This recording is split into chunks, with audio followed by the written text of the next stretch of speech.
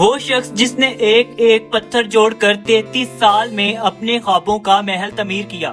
Welcome to our YouTube channel. متعدد افراد اپنا محل بنانے کا خواب دیکھتے ہیں مگر خود اسے تعمیر کرنے کا حوصلہ کسی میں نہیں ہوتا، مگر ایک شخص ایسا ہے جس نے اپنے خواب کو تعبیر دی اور 33 سال تک محنت کر کے اپنے ہاتھوں سے ایک محل کھڑا کر دیا۔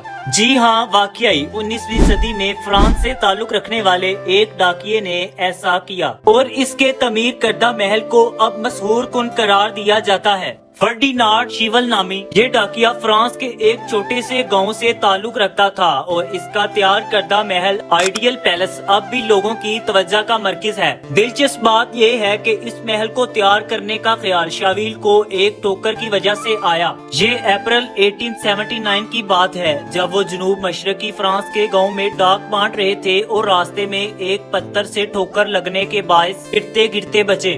اس انگریزے کو دیکھ کر انہیں اپنا خواب یاد آیا جو وہ اس واقعے سے 15 سال قبل دیکھ چکے تھے۔ اس خواب میں بھی انہیں چلتے ہوئے ایک پتھر سے ٹھوکر لگتی ہے اور جس کے بعد وہ اپنا محل تعمیر کرتے ہیں۔ اپنی حیات میں شاویل نے کہا ہے کہ میں نے کسی کو اپنے خواب کے بارے میں نہیں بتایا تھا کیونکہ مجھے ڈر تھا کہ لوگ میرا مذاق اڑائیں گے۔ انہوں نے کہا ہے کہ 15 سال بعد ایک پتھر کے باعث میں گرتے گرتے بچا۔ جب میں نے اسے دیکھا تو اس پتھر کی ساخت بہت عجیب تھی، جس کے بعد میں نے اس پتھر کو اپنی جیب میں ڈال لیا تاکہ فارغ وقت میں اسے غور سے دیکھ سکوں۔ ان کا کہنا تھا کہ میں اس جگہ دوبارہ گیا اور پھر وہاں پہلے سے بھی زیادہ خوبصورت پتھر دیکھے جن کو دیکھ کر میں نے خود سے کہا کہ جب قدرت مجھ سے سنگ تراشی چاہتی ہے تو میں معمار بن کر عمارت تعمیر کروں گا۔ اس وقت ان کی عمر 43 سال تھی اور انہوں نے اپنے منصوبے کو شروع کرنے سے قبل کسی قسم کی تربیت حاصل نہیں کی تھی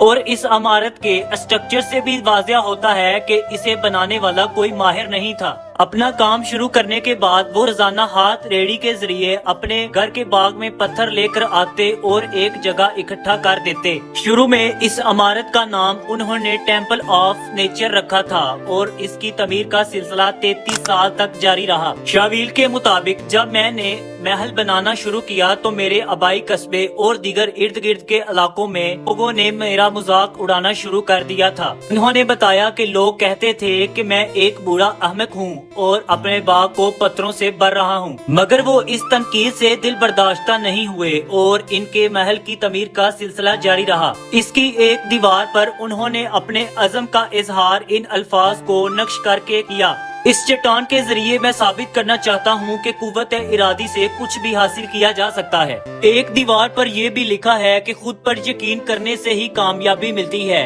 اور ایک جگہ لکھا ہے کہ 10,000 دن، 93,000 گھنٹے اور 33 سال کی جدوجہد کسی کا خیال ہے کہ وہ اس سے بہتر کر سکتا ہے تو کوشش کرے۔ عمارت کی تعمیر 1912 میں مکمل ہوئی اور اس کے بعد سے وہ ایک مقبول سیاحتی مرکز بن گیا۔ اب بھی ہر سال متعدد سیاح اسے دیکھنے آتے ہیں۔ شاویل کی خواہش تھی کہ مرنے کے بعد ان کی تدفین اسی محل میں ہوگی مگر مقامی انتظامیہ نے اس کی اجازت نہیں دی۔ اب ایک صدی سے زائد عرصے کے بعد بھی اس محل کو دیکھنے ہر سال ہزاروں افراد آتے ہیں اور 2014 میں اس جگہ ایک میوزیم کا اضافہ بھی کیا گیا جو شاویل کی داستان بیان کرتا ہے۔